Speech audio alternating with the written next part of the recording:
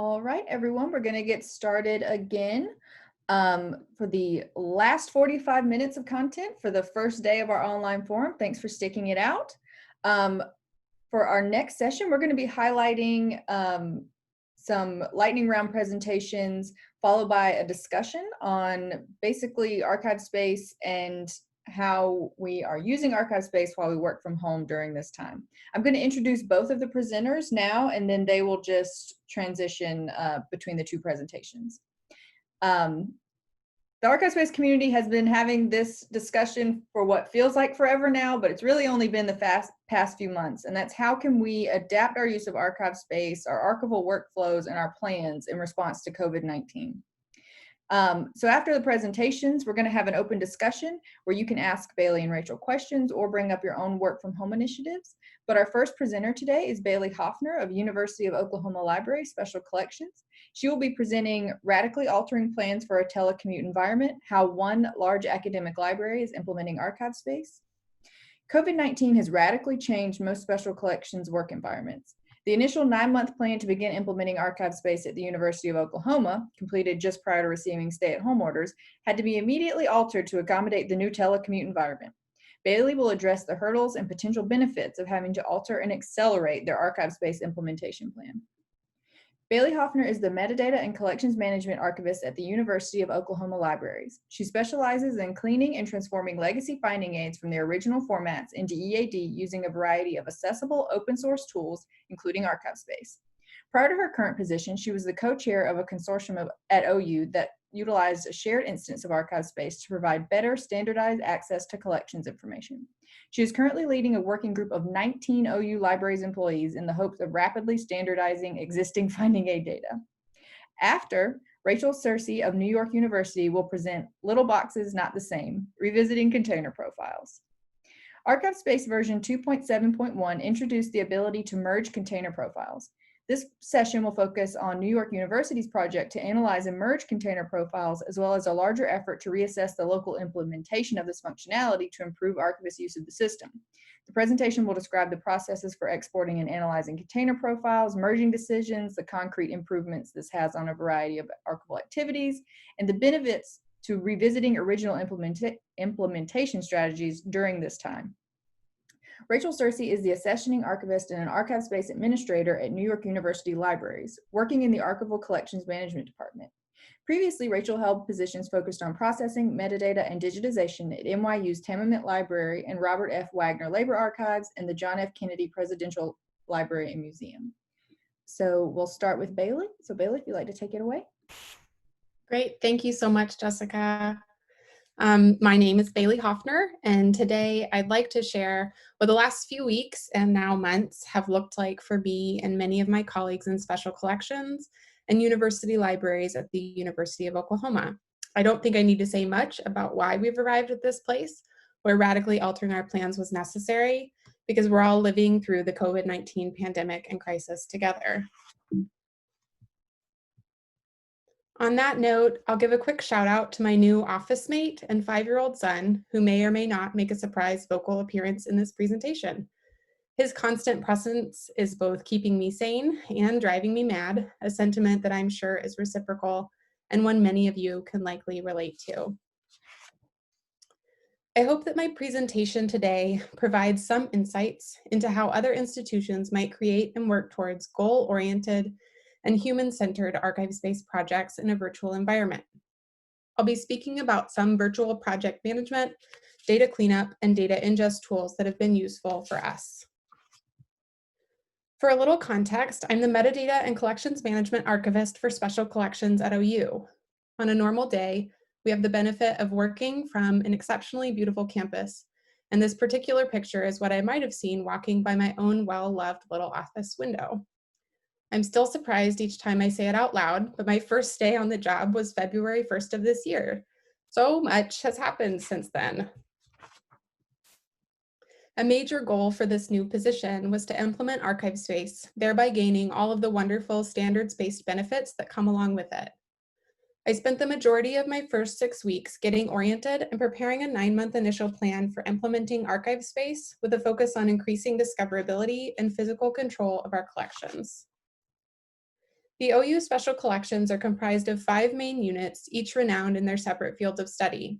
I could spend this whole talk on all of the fascinating and wonderful things within these collections, but that's another presentation. The work I'll be speaking about today most directly relates to our Western history collections, which already have finding aids in PDF and or Microsoft Word formats for more than 3,500 collections. With a programmatic approach to ingesting these finding aids out of the question, the main part of my job for those first 9 months would have been to clean up, transform, and ingest many of these unstructured legacy finding aids into ArchivesSpace. I completed my initial plan on Friday, March 13th, the last day before our campus and community went on lockdown. At the beginning of that next week, the challenges we faced and the motivations behind our work had changed somewhat drastically, though the goal of successful implementation of the platform remained the same. Our main challenge was how to identify goal-oriented work that could be carried out in this environment. I knew that I had lots of online work to do to transform those 3,500 plus finding aids, but I also knew that the daily work of many of my colleagues had suddenly become impossible to do from home. Opening the project up to other university libraries employees that would normally be otherwise occupied meant that we could significantly shorten our timeline for implementation while providing meaningful virtual work. I know that it's been a huge boon for my own personal mental health to have a sense of purpose in the work I'm doing from home. Also, suddenly facing new budgetary constraints, we needed to speed up implementation of ArchivesSpace to justify our continued use of the platform. Even waiting 9 months to launch would likely not work. The initial plans focused on robust physical control was also no longer possible in the short term, considering our separation from the materials themselves. So a new plan was formed out of the old one. Or it might be more accurate to say, a plan-as-you-go model informed by, but necessarily divergent from, the original 9-month plan was adopted. With the renewed push to go live as soon as possible, we decided to focus our efforts on the 1,820 finding aids that were and are available as PDFs in the library's document registry. This is currently our main access point for special collections finding aids, and discoverability is limited to a very basic search of either collection titles or scope notes, meaning that researchers are heavily dependent on archivists and their knowledge of the collections. Once these 1,820 finding aids were moved to ArchivesSpace, we could go live with everything that was already available online to researchers, with better search functionality, and with the promise of additional resources and finding aids to be added regularly. Many of the resource level records had already been created in ArchivesSpace through an earlier batch import of existing MARC records from the library catalog. Knowing that complete ingest of component records would take more time than we had, we came up with the following dynamic approach to record creation. We would create the rest of the resource records, often problematic ones that didn't easily batch import or that did not yet exist as MARC records. Meanwhile, as a temporary workaround, we would add PDF links to each resource record, providing full finding aids for those collections that existed in the document registry prior to our ability to fully ingest the component records. All of these things could be happening to different collections at once, depending on where each was at in the process. I'll speak to our progress in the next slide, but first I need to speak a bit about the group of people I've had the pleasure of working with over the last couple months. In the beginning of our work from home phase, I formed an ArchivesSpace implementation working group. This group is now comprised of 19 library staff members and graduate assistants from a variety of areas within OU libraries. Because of this, we have access to a wonderful array of skills, but also vast differences in familiarity with archival description and metadata practices. I'd like to give a snapshot of the progress we've made in just 9 short weeks, and then I'll get to how exactly we've managed this work. For the first few weeks, our main goal was to link those 1,820 PDFs. You can see an example of the simple HTML links we implemented. Since this is a very temporary solution, we didn't feel it was necessary or even worthwhile to dig in very deep on formatting, and this solution found within the ArchivesSpace user group listserv was perfect for our purposes.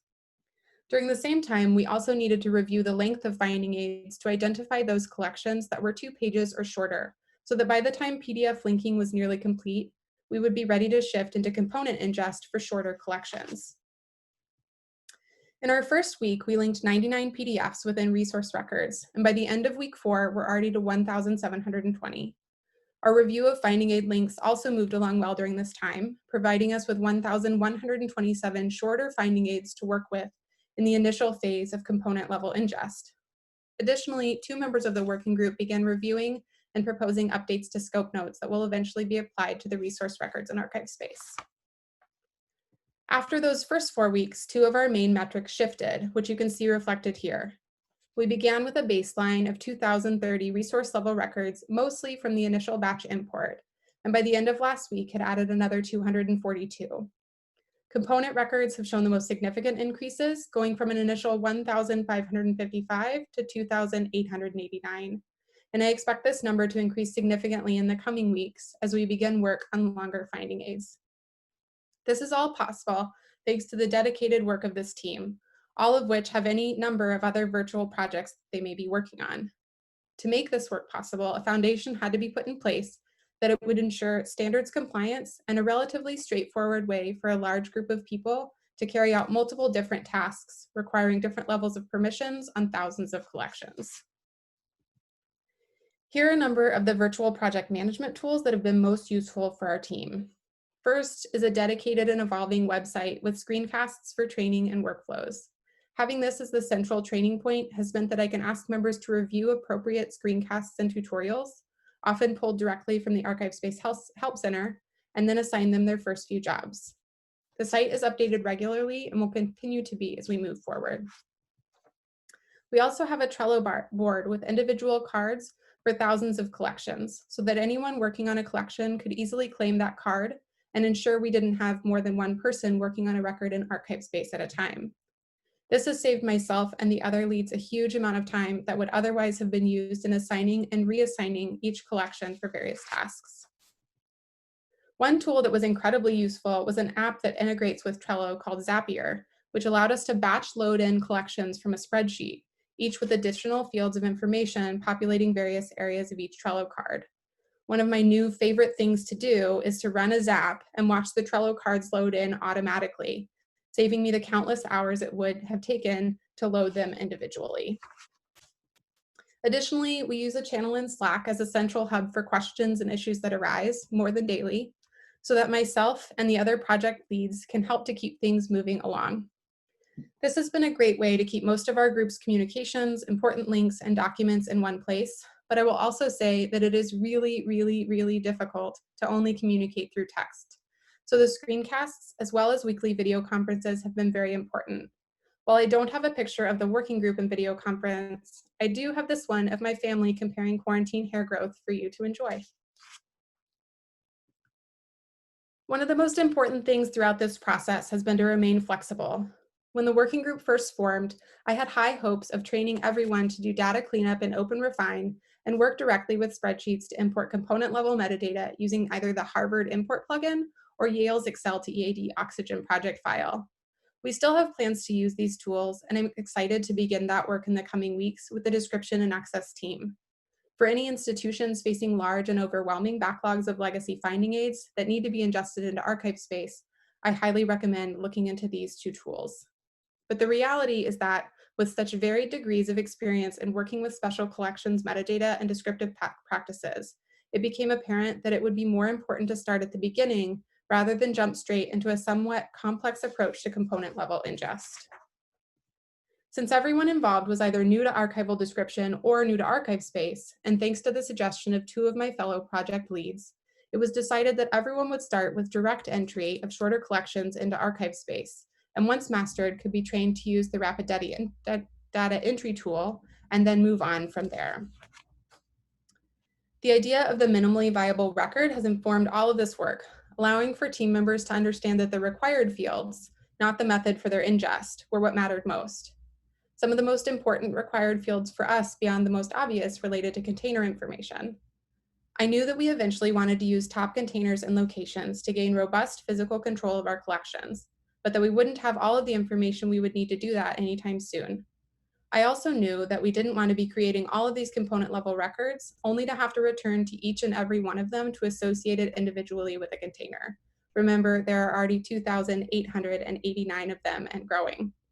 So knowing that the ability to merge containers was under development, and knowing that we would be able to rapidly apply barcodes and container profiles using the top container module, we opted to create very basic containers for each collection so that the majority of components wouldn't need to be touched again, but that instead, the top containers they exist within could be appropriately updated once back on site. I'm excited about this approach, and once we're able to implement robust physical control, I plan to present in some format on the challenges, benefits, and lessons learned. In my initial 9-month plan for implementing ArchivesSpace, we were to launch into a beta phase for our instance by July of this year. Instead, thanks to an incredible group of dedicated information professionals, the beta phase launches tomorrow, when we begin to point researchers toward our instance of ArchivesSpace, filled with a dynamic and constantly growing array of finding aids. The increase in discoverability will be instant, and more finding aids and component records will be added each week, with increases in discoverability through ArchivesSpace and our library catalog only growing. Nowhere in this process have we assumed that we won't have a lot more work to do once back on site, nor have we completely avoided all sorts of oddball issues and future challenges. Quite the contrary. We have a spreadsheet titled Issues to Revisit, which has columns growing in number each week to track everything from title discrepancies that must be compared with physical documents to collections with shared containers that will eventually need to be merged. But the pace at which the project is moving has forced us all to remain focused on the most essential challenges, allowing lesser challenges, or those challenges we simply cannot deal with now, to be set aside for a later date. For someone that is generally focused on perfection to the point of near immobility, this has been an incredibly valuable experience. I hope that seeing just how much progress can be made when complete control is so clearly impossible will help me to know in the future that complete control is never really possible, so we may as well get to work. I strongly believe that the amount of progress we've been able to make and continue to make is directly correlated to the notion of a human-centered project, one with compassion as the central hub connecting everyone in the group, as opposed to a strict focus on productivity or exact hours committed to the project. Dubious measures in these strange times. We make progress as a group, and I am deeply grateful for this opportunity to get to know so many of my new colleagues and for their willingness to join me in this work. If we were all in a room together, this is the point at which I'd ask everyone to give a round of applause for my fellow working group members. Their work is deeply valued, and each day brings value to my own, which is a lovely cycle of validation to be a part of. Thank you so much to Jessica and everyone with ArchivesSpace for organizing this event, and to all of you for sharing your time and attention. Please feel free to contact me with any questions. My email is just Baileys, B-A-I-L-E-Y-S, @ou.edu. And with that, I will pass it on to Rachel. Thank you, Bailey. That was great. Let me just share my screen here. Okay.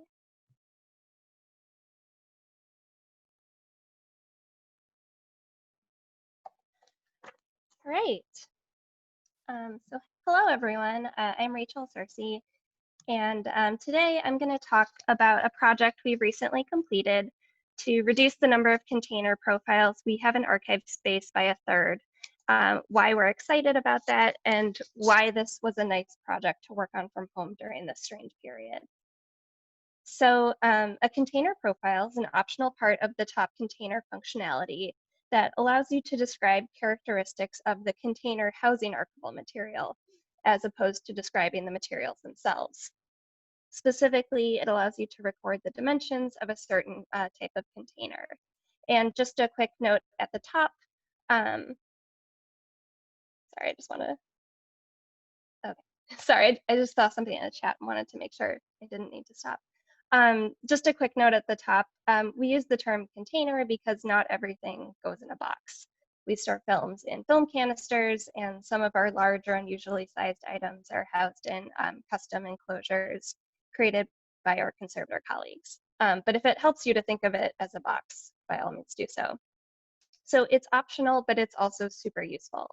Applying container profiles allows you to take advantage of the extent calculator, so that ArchivesSpace will calculate the extent of a collection, a series, or an individual component, taking out the imprecision of manual calculations. If you use container profiles alongside location profiles, it enables the use of the space calculator, where you can identify how full or empty your stacks are and where you can shelve a box of a certain size. Using container profiles is also beneficial in paging or when trying to locate something that has been misplaced. Knowing what kind of box to look for may help you ultimately locate it. And it can also be useful in identifying rehousing projects, especially if you know that certain types of boxes are problematic for you or your users. So we really appreciate this functionality and think that using it systematically supports a holistic collections management approach. When we migrated from Archivist Toolkit to ArchivesSpace, the top container model and container profile functionality were already established as part of the core code. We regularly apply container profiles in the course of our accessioning, processing, and offsite preparation workflows. And we also assigned container profiles to all the boxes we currently have on site during a large-scale 3-year project to establish baseline levels of control over holdings in preparation for a major renovation. This project, which was essentially a retrospective accessioning project, included a comprehensive shelf read, during which time container and location information, including container profiles, were recorded in ArchivesSpace. As of March 2020, a little over half of our 82,618 top containers in ArchivesSpace had a container profile assigned. The majority of the containers without profiles were sent to our offsite storage facility well before we migrated to ArchivesSpace. At that point, we had 698 different container profiles in ArchivesSpace. In our initial implementation of this functionality, our approach favored precision and difference. For the most part, if 2 boxes had similar but not exactly the same dimensions, we created 2 separate container profiles. Our local manual did not include any guidance on when 2 similarly sized containers might be considered close enough in dimensions to use the same profile. Having so many container profiles made it really difficult for archivists, even super users who were very familiar with the functionality, to find the right profile for their needs. It was challenging to train student workers on finding and using the right profiles. And this led to even further proliferation of the number of container profiles we had. In version 2.7.1, which we recently upgraded to, the functionality to merge container profiles was introduced, which gave us an opportunity to revisit how we use them. Normally, this would have been the kind of project that we talk about as something that would be, nice to do at some point when we weren't too busy with our other work. And we're still plenty busy right now, but we found that this period with COVID, when we are required to work from home, has given us an opportunity to focus on data analysis, metadata remediation, and systems maintenance in a way that we never could before. Many of us are also using this time to improve our comfort and expertise with database queries and tools like OpenRefine, and this project provided an opportunity for that as well. So now that merging container profiles is possible, I wanted to go about this in as systematic a way as possible. We exported a list of our profiles, identified how many top containers were using each profile, analyzed that information using OpenRefine, deleted all of the profiles not in use, and merged together profiles that were either the same dimensions or very similar. So the first step was getting a complete list of all of our container profiles. You can export a CSV directly from the staff interface. You get that through the just the container profiles view. But I did this through a MySQL query for 2 reasons. The first is that the MySQL export gives you more information about each profile. And the most valuable extra piece of information that's not in the CSV from the staff interface is the container profile identifier. And that's the column highlighted here. This was useful because a lot of our profiles have similar names and dimensions, and this identifier did exactly what it is meant to do. It helps us differentiate them with certainty. The other reason that MySQL was preferable was that I also wanted to find out how many top containers were using each profile. I wanted to get a sense of which profiles we were using the most, which ones we were not, and which ones we are not using at all, and factor that into my analysis. So to do that, I ran a query for the count of the top container profile relationship table, and had my results grouped by this container profile identifier. And then I added that information to my master spreadsheet. And this was really illuminating information. Here you can see a visualization of that spreadsheet where each circle represents a different container profile. And the size of the circle is based on the number of containers using that profile. So you can see we have a few very large circles and a lot of very small circles. When we looked at our 5 most used container profiles, they were the ones that we would expect based on our practices.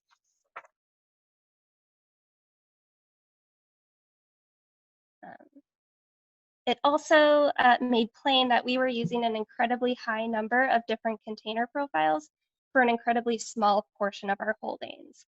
So these are all the smallest circles in the visualization, and I've marked out one of them here, this 15¼ by 23-inch flat box that's used by only 3 boxes. We were using 475 different container profiles for just 721 boxes, and 63 container profiles weren't being used at all. So in short, that was 68% of our container profiles for less than 1% of our total holdings. When I saw this, it made me want to do this project even more. It also made me wish that this sort of thing could be factored into the browse functionality so that your most used profiles would be the easiest ones to surface. If you're not able to query your database like this, I think you can still do a good chunk of the work that will follow here through the staff interface CSV, but I don't think you'll be able to get this information about how many containers are using a particular profile. So now that I had my list of container profiles and my counts of how many containers were using each profile, I needed a tool to help me identify profiles that had the same measurements or very similar measurements. I decided to play around with OpenRefine, which is a really useful open source application for data cleanup and transformation. I had a lot of success using the clustering feature in OpenRefine for a cleanup project to identify and merge duplicate agent and subject records. So I thought I would see if it could help me with this too. But before I could meaningfully cluster my data, I needed to transform it a bit. So here you can see what my CSV looks like in OpenRefine, and the dimensions for a profile's height, width, and depth are in different columns. But I wanted to identify profiles that are either exactly the same or very similar for all of the dimensions, not just one. So in order to do that, I needed all of my dimensions to be in the same column. Thankfully, this is pretty easy to do in OpenRefine. I added a new column to my spreadsheet that concatenates the values of my height, width, and depth fields and separates them by a semicolon. It's this column highlighted here. And this enabled meaningful clustering. So here are some of my results, which look like the kind of potential duplicates I want to catch. I played around with the different clustering methods and functions because they look for slightly different patterns. And from here, I would then evaluate these individual clusters and determine if indeed they were the same or not. So there's still an element of decision-making on my part. Here we can see a cluster where 3 profiles have the same dimensions, and I want to merge these together. But here we can see, we see 2 profiles that have the same numerical values across their dimensions, but one has a height of 2 inches and the other has a height of 10.5 inches. And I do not want to merge these profiles together because they are not the same. So as I was evaluating these matches, I recorded my recommendations. I created a few new columns in my spreadsheet, recommend for deletion, equivalent match, or profile within 1/4 inch. After talking with my other administrators, we decided that at least for right now, anything beyond 1/4 inch was too great a difference. So this then became our threshold for what we consider to be close enough. After I had done this work, I had identified 63 profiles to delete and 160 to merge into a different profile. And again, this was a pretty conservative threshold. Aside from the profiles that were not in use at all, I was really only looking for matches that were either exactly the same or within 1/4 inch of each other. At least at this point, we didn't want to go beyond that. So the most time-consuming part of this was doing the actual deleting and merging. In order to maintain the links between individual top containers and the container profiles that use them, I did this manually through the staff interface. So here we can see two profiles that we're going to merge together. So to do this, you select the profiles and then select this merge button. Then you identify which one you want to keep, and you're done. And I also did some editing of profile names during this process. I also looked at some groupings of profiles together if they were a little bit tricky. We had a number of different profiles for variations in film canisters, rolled storage housing, and custom boxes. So for some of these, we decided to take a slightly different approach, where we would have a set of profiles for a certain kind of container, say an upright volume in a phase box, and we would specify the width and allow for a range of possibilities for the height and depth. So we merged a number of the profiles for custom boxes into these. So here's an example of one of those. And we created similar sort of modular profile sets for film canisters and things like that. So when all of that was done, we had gotten rid of 223 profiles, decreasing the number of container profiles in our system by a third. We can always revisit this in the future and do another, perhaps more aggressive culling. We also upgraded our local manual with more guidance on browsing for, selecting, and creating container profiles. So we're currently out of the office and away from our collections, but my hope is that once we're back to physically working alongside our collections, this project will make it easier for us to navigate to the container profiles we want.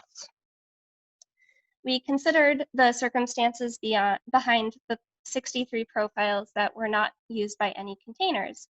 And this is likely from boxes that were immediately rehoused after a shelf read. So going forward, we will not be creating new container profiles for materials that we know we are going to rehouse very shortly. It's not worth the time and effort it takes to create them, nor does adding that profile to the mix help us in navigating amongst them.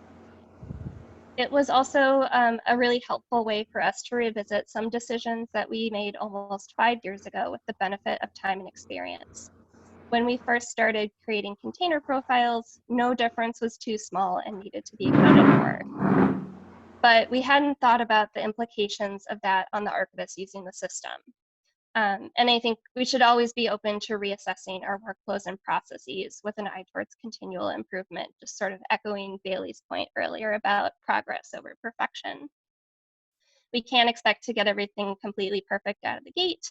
And if we approach our environments with curiosity and a genuine interest in making things better, then I believe we'll continue to find ways to improve our relationships with our systems. So thank you so much for listening. I hope that this was helpful or interesting.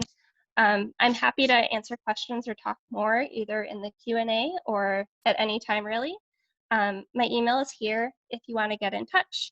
And I also have a link to our ArchivesSpace LibGuide. It's guides.nyu.edu/archivespace. It's where all of our documentation about how we use ArchivesSpace lives, including our local manual. So thank you again. Thank you. Thank you both so much. That was really great. And it was interesting to see how you each highlighted very different projects being undertaken in ArchivesSpace in a work from home environment. So we'll go ahead and open the floor to Q&A. And I'll use this time to mention that the conversation won't be stopping here. We're going to continue this important discussion in a series of webinars focusing on projects and initiatives ArchivesSpace users are currently undertaking. So our next webinar on that will be June 3rd at 2 p.m. Eastern Time. And we'll feature Marcella Huggard and Malaka Kottman highlighting the projects and initiatives they have begun while working remotely at University of Kansas libraries. But we're going to go ahead and dive into the Q&A right now. All right. What permissions did you grant to creating container profiles? If this permission was granted at all, would you consider limiting the creation of container profiles to admin staff to prevent creating additional profiles? Our repositories use a lot of custom boxes, and we're considering who can create container profiles without creating many unused container profiles. This is Rachel. I'm guessing that's questions for me. I'm actually just looking at our sort of permissions matrix right now to see. So we have limited that permission to our administrators, to the processing archivists who work in our department. And beyond that, I believe the only other person who has the permission to create new container profiles is our collections manager in special collections, who is in charge of the physical stacks and the location management. But yeah, we don't want everyone to have that permission because it can easily sort of balloon out of control. It can do that even amongst administrators. So I think that's definitely a local decision about, yeah, how you restrict that permission, and then following it up with training and documentation. Thanks. Yeah, this next question is a great question. So for Bailey and Rachel both, but if anyone else wants to chime in into the chat about their own experience, what aspects of the work at home period would you like to keep once campus reopens? Yeah, this is Bailey. I can jump in, and I would say it's difficult to know for sure when it comes to kind of the nitty gritty, just because we're still so unsure here at OU exactly what all of that is going to look like. But I can say the first thing that came to mind is that notion of compassion. I think it's been a lot easier for people all over the place, whether at our institution or people I reach out to other places, to be really understanding of different circumstances, whether it's being at home with kids that are also trying to learn or dealing with mental health issues that come along with this whole thing. And so I would say I would be really disappointed if everything kind of at a certain point went back to just focusing on numbers and everything else. I can say at the university libraries at OU, I don't feel that that is the case generally, but I have felt that way in a lot of other jobs. Yeah, compassion. I think shared mutual compassion is the big one I'd like to carry forward. Yeah, I would agree with that. The sort of human understanding and, being really making a real effort to be as flexible and accommodating as possible. Like I've been very cheered by what I see and experience with that during this time period, but I hope that it doesn't go away at the point where we are back in the office, because those needs for compassion are not going to go away. I think in addition to what Bailey said so wonderfully is I think I would like to maybe rethink how we build in more time for sort of metadata and systems maintenance once we're back. And so that it's not just something that we put on the back burner until we have time for it. Yes, absolutely. Bailey, again, I just agree wholeheartedly. It's been, I was just thinking like, gosh, we're in this weird space and time, but we're also, a lot of us, getting all these things done that have been on the back burner for so long, and that's really nice. So yeah, finding ways to keep that going would be really great. Yeah, there's a couple comments in the chat. One person says, bravo for mentioning compassion, and I'll definitely agree with that. That's a really good point. And Anne says, for my library, the big thing that we've learned is that 99% of us can work from home for some period of time. So the dean has approved telework after this is all over. Yeah, I think this has been, I mean, obviously incredibly challenging for a lot of people in so many different ways. But I think it's also made us be really creative. And I think for a lot of, at least I know this was my experience as an archivist, kind of assuming that so much of what I do has to be done in the office because that's where our physical collections are. So I think that kind of motivation to be creative was sort of thrust upon us. but I hope that it doesn't go away.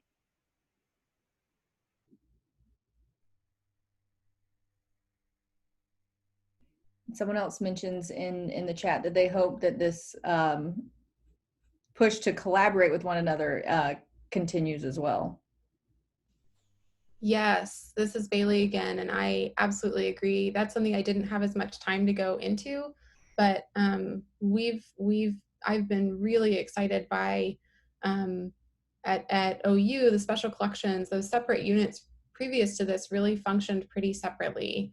And just within special collections, we've been able to collaborate a lot more and kind of share projects in ways that we haven't before. And then additionally, the getting to work with the description and access team and all of our really experienced catalogers has been wonderful. And I really hope that that continues because the work that we're all getting done together is new and exciting and definitely worth continuing.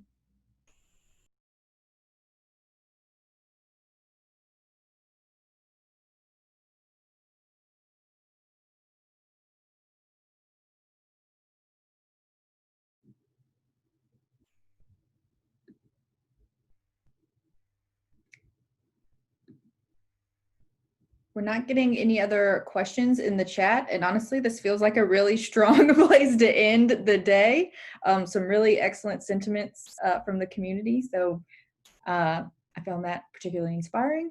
Thank you all for being here. Thank you all for sticking it out for the first day of the ArchivesSpace online forum. I hope to see all of you again at other sessions throughout the forum. Please review the wiki for dates and times so that you don't miss any sessions you might want to see. Otherwise, I will see you all soon. Thank you.